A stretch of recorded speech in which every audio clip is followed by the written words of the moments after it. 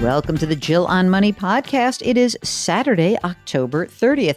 Mark, I feel like we kind of overloaded people with some of our guests, because we had some pretty intense guests, but they had great accents, which hides the very importance of like everything they do. So you get lulled into this beautiful thing where you're saying, oh, Robin Wigglesworth, I love that British accent or Danish accent, or, oh, it's Adam Tooze. And he's very like hypnotic, even though he's talking about the shutdown economy. Well, this weekend, gang, it's all about you. So you're going to have to contend with just listening to the wonderful questions that your cohorts all ask. So today, Saturday, we are going to talk to Donna, who's on the line from Georgia. Hi, Donna. How can we help you?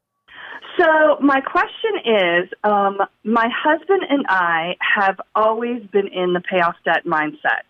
First, we paid off $100,000 in student loans. Then we paid off our mortgage. And we have always saved for retirement, but now I'm wondering, did we save enough for retirement? I don't know. Do we need to all of a sudden save more? And we also have 2 kids going to college in the next few years. How dare they do that? I know. Gosh. Okay. How old are the kids? They are 18 and 16, so I've got a senior and a sophomore. Okay. And tell us a little bit about your situation. How much do you guys earn together? We earn about $225, sometimes a little more. My husband is employed by a hospital, okay, and I am self-employed. Okay, so that's the about and the upside around that. Okay, Yep. Great. Right now, on that $225 a year, how much are you putting into retirement? We put about $46,000 to $50,000 a year. He fully funds his 401k, and we're both 50, and so we do the catch-up. Great. And then I have a simple and have always funded that and do the catch-up too. Great. So you're putting a lot of money away.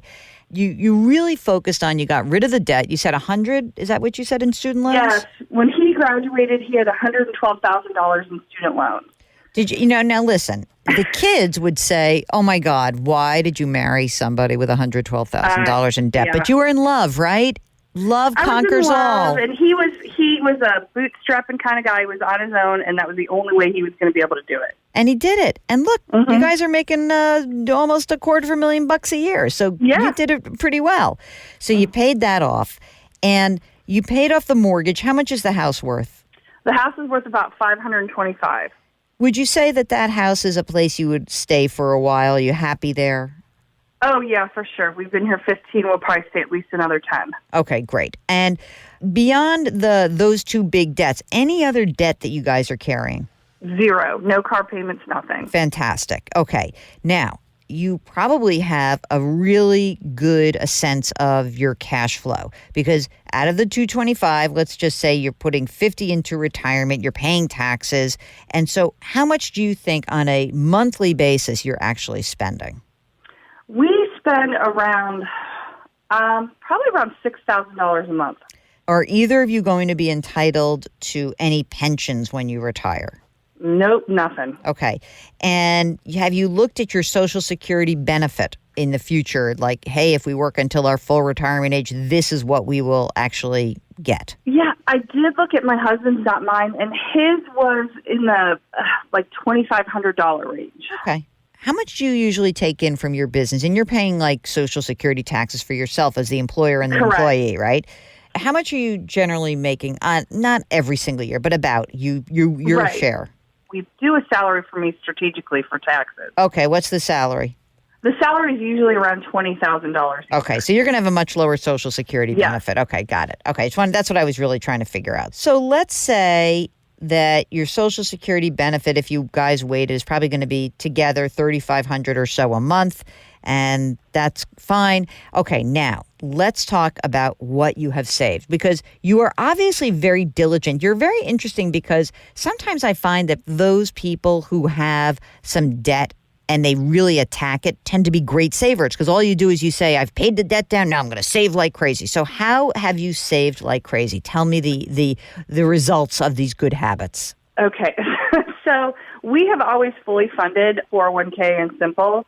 And as a result of that, we've got about $700,000 in Vanguard. Mm-hmm. And then another like 2.25 in a brokerage firm that I think we want to move because it's charging us 1%. And then the rest is my husband's current 401k with Fidelity and stocks. Okay. So we've got about almost $1.1 million. That's great. That's fantastic. And you have an emergency reserve fund? Yeah, we have about $50,000. Okay, great. So we have these kids. We got to get them through school. Had you saved any money for education, or did you do the retirement tango first? We did the retirement tango first. Beautiful. And we are, my kids, we live in Georgia, and Georgia has the HOPE. I don't know if you know what that is. But if you earn a 3.0 or above, you get 80% of your tuition paid. What? Yeah, so most kids don't leave. Why would you? Right, why would you? Holy moly. My kids will stay in-state, and so we're thinking anywhere between $15,000 to $25,000, depending upon the school, which state school they go to. Mm-hmm. You mean on an annual basis for room, board, blah, blah, right. blah. Okay. Books. Oh, those books. So this is really great. Are you going to pull back on your retirement No. So how will you fund that $15,000 to $25,000? We will, because we just paid off the house and our mortgage was $2,500 a month. And because of what I do, I can take more work or not take more work. I've already set aside about $15,000 for the senior. Yeah. And so we just kind of plan on bootstrapping it and paying for it. Great. Okay, so you're just going to crank it out of your cash flow. So now I don't have to tap into the $1 million. I don't have to worry about that. Okay, fantastic. Now, when do you think you want to try to retire? Like, what are we looking at in the future here? I'm looking at when we talk about it, like he would like to go part-time, probably in his early 60s. Mm-hmm. And what I do is art, so it's like up and down all over the place. So I have no idea. Okay. All right. Fair enough. When I think about where you guys are, it's great. It really is a great place because, first of all, right now, I mean, even if you just let's look at 10 years ahead, you know that you're going to have $500,000 just saved because that's what you're putting away. So immediately, we're going to have $1.5 million. You're probably going to have close to $2.5 million by age 60. So here's a good rule of thumb. And this is not an exact science, okay? The total back of the envelope. If you look at a withdrawal rate of about 3% on $2.5 million, it's $75,000. Oh, isn't that weird? It's a magical match. The thing is, you're going to have to pay tax on your $75,000, but that's okay because you will have Social Security, also tax. But again, you'll be able to, I think, easily hit a retirement goal. Now, here's what my recommendation is going to be. I think you guys, if you don't like you said you have some firm that's charging you 1%. Yeah. What I think is worth your while is running some retirement numbers. It's very easy to do. And I think that you're going to find that you and your husband can kind of downshift in 10 years. But let's just say that you like what you do, you just don't like working as hard. And in 10 years, the kids are done with college, everything's cool, you're on track, you got your $2.5 million. And now you say, we're going to work part-time for 5 years, or we're going to work enough so that we get health insurance somewhere, right? Just enough to get that covered. And you do that for 5 years, and then you just keep testing these retirement numbers and see where you stand. You're going to be in great shape. I don't know, when you started the call, you were like, looking back and saying, maybe I didn't do this, that, I think you did everything right. I wouldn't have paid off the mortgage, but that's me, because I think you would have probably been very happy having the liquidity of the money that paid down that mortgage. On the other hand, whatever, it's done. And now you don't have that bill to pay. And now you're just using that cash flow to pay for college. So it all worked out pretty well. And the only thing I will always remind you is that, you should be very clear about buckling up other parts of your financial life, your estate planning, et cetera, and make sure that you have the proper insurance in place. But I think you've done a fantastic job. If you, like Donna, have a question and would like to come on the air with us, just go to the website, JillOnMoney.com, click the contact button, and ask the question, and then say, I want to come on the air. And then Mark does everything else, because that's how great he really is.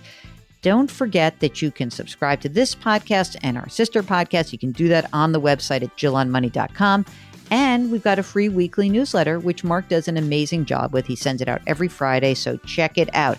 All that information is there for you at JillOnMoney.com. Don't forget to lift someone up today. Grit, growth, grace. We'll talk to you tomorrow.